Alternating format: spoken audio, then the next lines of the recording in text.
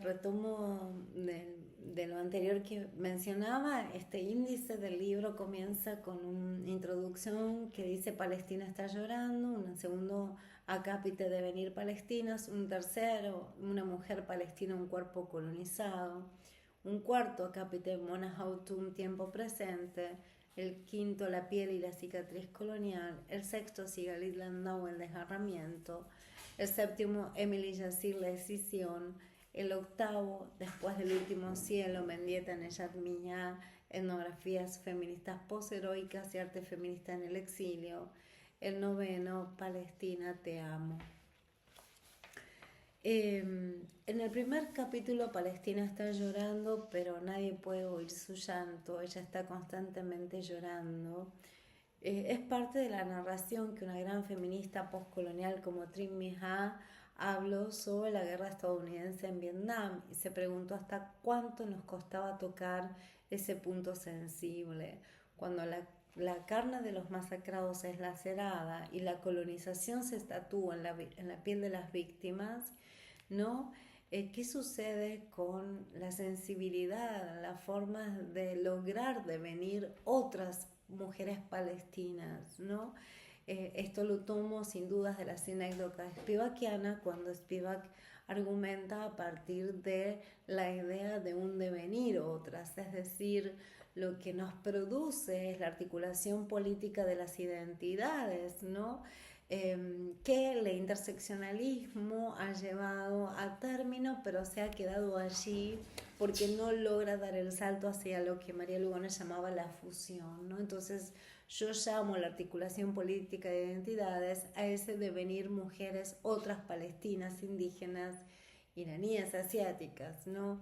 Indígenas, etcétera, ¿no?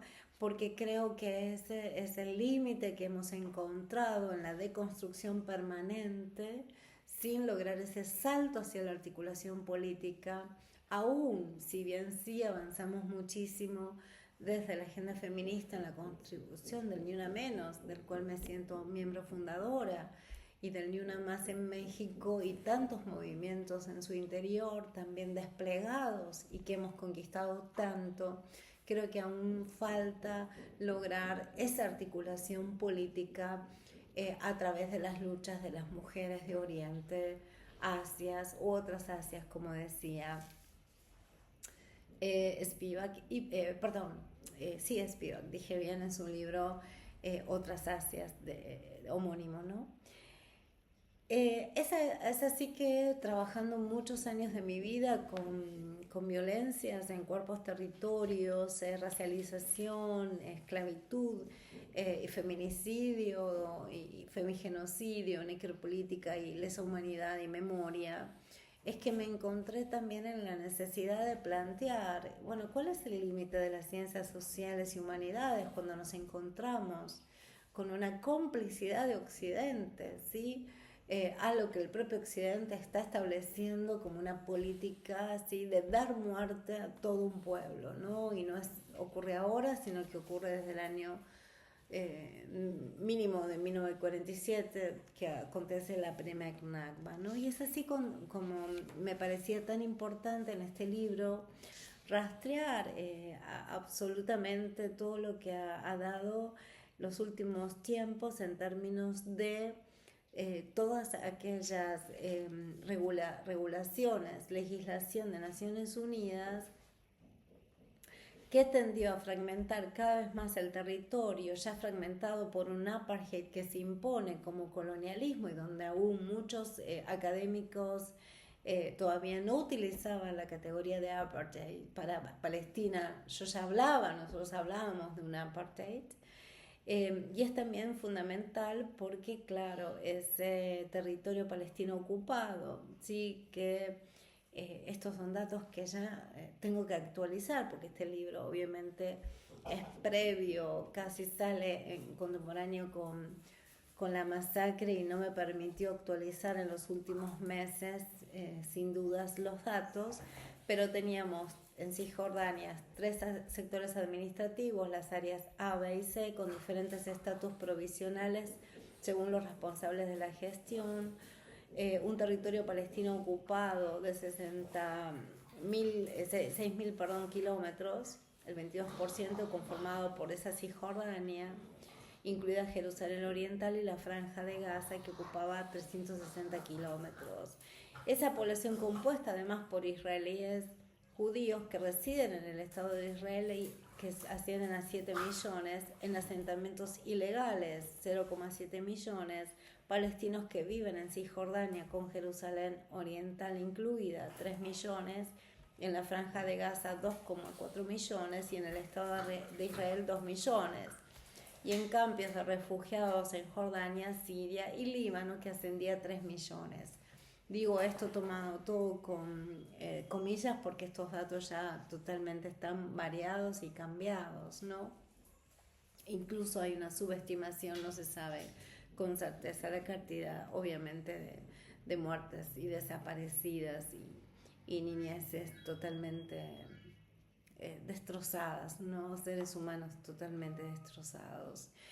Entonces, ese 87% del Valle de Jordán y de la ribera del Mar Muerto, que permanecía como área cerrada de la población palestina, fue el caso también de ese bloqueo impuesto desde 2007 por Israel, que afecta a 1,8 millones de personas, ¿no?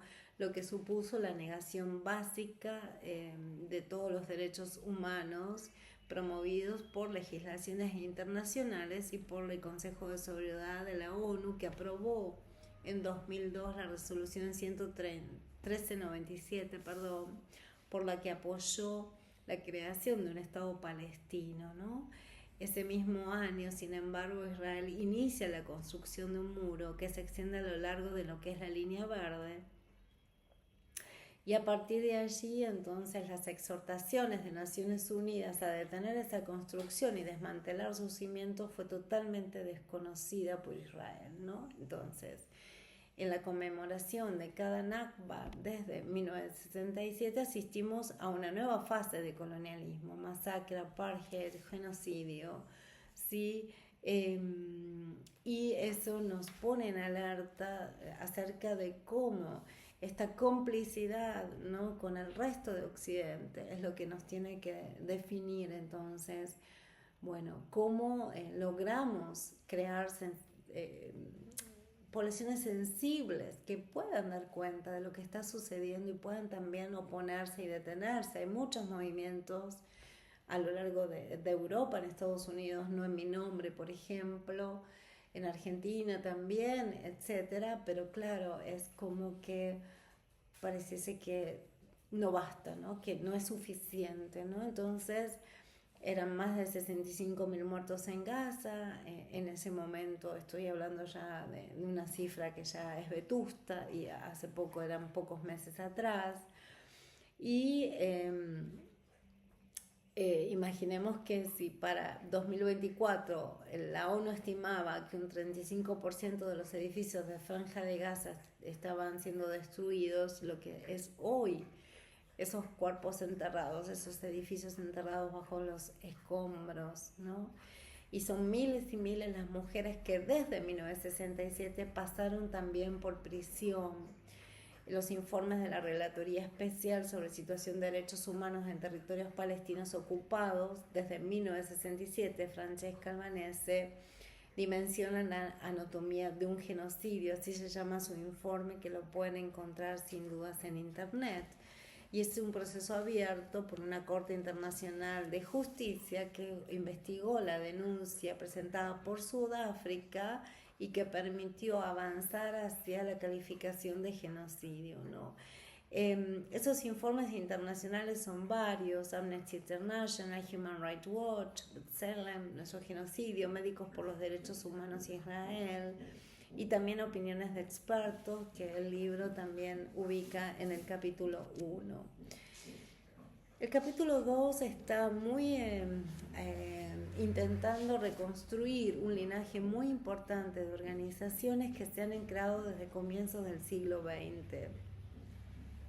Aunque la creación de esa primera organización de mujeres palestinas con objetivos estrictamente políticos se produce en 1921, será el primer Congreso de Mujeres Árabes Palestinas que es celebrado en Jerusalén en el año 1929, que marca un inicio histórico del movimiento de mujeres formalmente constituido en Palestina, ¿sí? También en la década de 1910 cabía destacar la Unión de Mujeres Palestina, Palestinian Women's Union, por sus siglas, y la Asociación de Mujeres Árabes de Palestina, PAWA. También pretendía agrupar a las mujeres políticamente movilizadas, ¿no? Hay otras generaciones que son las generaciones de las madres, que son impulsadas por la creación de un movimiento de mujeres organizado y estructurado como parte del movimiento anticolonialista y de liberación nacional palestino. En el año 1936, hubo grupos de campesinos y campesinas palestinas que se levantarían en armas contra los ingleses, liderando las mujeres un proceso organizativo que sorprendió el propio mandato británico. Y en 1937 la situación en la Palestina histórica fue ingobernable. De hecho, la Comisión Palestina Real propuso un plan de partición para Palestina que pretendía satisfacer las promesas hechas a los sionistas con la declaración de Balfour. La Comisión Palestina Real fue liderada por el Lord Peel y nombrada en 1936 para examinar la labor del mandato británico y hacer propuestas para el futuro. En el año 1937 se publicó un informe declarando que el mandato de Palestina era impracticable y sugiriendo la partición de Palestina en dos estados, uno judío y otro árabe. Luego vienen las mujeres de Siria, Líbano, Irak y Egipto que se movilizarán y crearán redes de cooperación regional para abrazar la lucha nacional palestina. En octubre de 1938, las mujeres celebran el Congreso Oriental de Mujeres para el apoyo a la causa palestina en el Cairo y se comienza a hablar de un feminismo árabe y panarabismo feminista. Un año después de la celebración del Congreso se crearán otras organizaciones de mujeres como la Unión o Sindicato de Mujeres Árabes, Arab Women's Union. Así es tal que Nakba en 1948 provoca esa destrucción física de la Palestina histórica como tal y un éxodo masivo de la población a los países vecinos y otros sitios, y también esa población, sobre todo las mujeres, que nunca se recuperan de ese trauma, ¿no? Un trauma que va siendo generacionalmente transmitido, como dice Susan Sliomovics en el libro que trabajé, que se publicó por Claxon, Nakba Palestina 1948, Los clamores de la memoria, que tradujimos del inglés con la editorial Canaan. Hablamos absolutamente de eso, de esa población autóctona de Palestina que pasaría a vivir en el exilio, ¿verdad? Entonces, en diciembre de 1948 aparece la Asamblea General de Naciones Unidas, que adapta la resolución 194, que va a ser fundamental para la población refugiada, según la cual se debe permitir a los refugiados que deseen regresar a sus hogares y vivir en paz con sus vecinos, que lo hagan lo antes posible. Deberán pagarse indemnizaciones por compensación para aquellos bienes que no decidan regresar a sus hogares o que los hayan perdido o se hayan dañados, ¿no?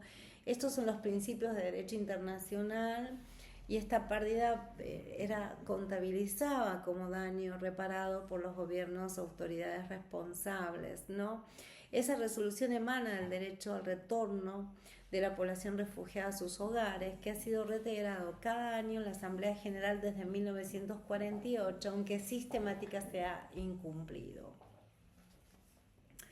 Entonces, en este contexto, dice el informe de fracturación de la sociedad palestina, por primera vez el movimiento de mujeres ve interrumpido su trabajo. Las mujeres palestinas se encuentran de repente divididas entre aquellas que permanecen dentro y fuera de la línea verde, la línea de armisticio de 1949. Aquellas que pasan a vivir en el exilio en países vecinos, mayoritariamente Jordania, Líbano y Siria. Y las mujeres que permanecen dentro de la línea verde pasarán a estar gobernadas por Israel.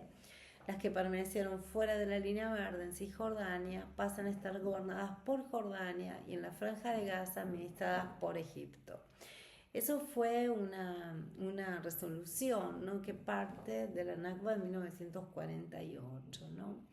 Ahora bien, creo que es muy importante pensar que en continuidad histórica este pueblo ha estado sometido a la ocupación colonial y a la apartheidización, donde la metrópolis que construye, como dice Fanon, la división entre el colonizador y el colonizado, ¿sí?, despliega esos fantasmas feroces y voraces contra los cuerpos de la población palestina.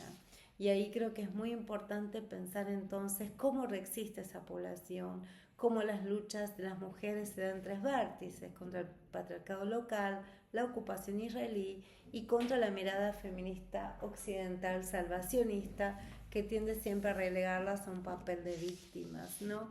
Es muy importante entonces aquí, cuando yo comienzo a trabajar el concepto de herida colonial y cicatriz colonial, cómo me inspiran artistas como Sigalit Landau, Emily Yassir, en algunas de las fundamentales imágenes que yo muestro, como es el Barbed Hula, que es una performance de Sigalit Landau, que la realiza a orillas del mar, mar que está prohibido para la población palestina de alimentarse y pescar allí, y que promueven algo tan importante como es la experiencia de pensar, ¿no?, en la violencia que se desata contra esta población sistemáticamente y cada vez con mayor ensañamiento y aniquilamiento del otro, el borramiento total de un pueblo.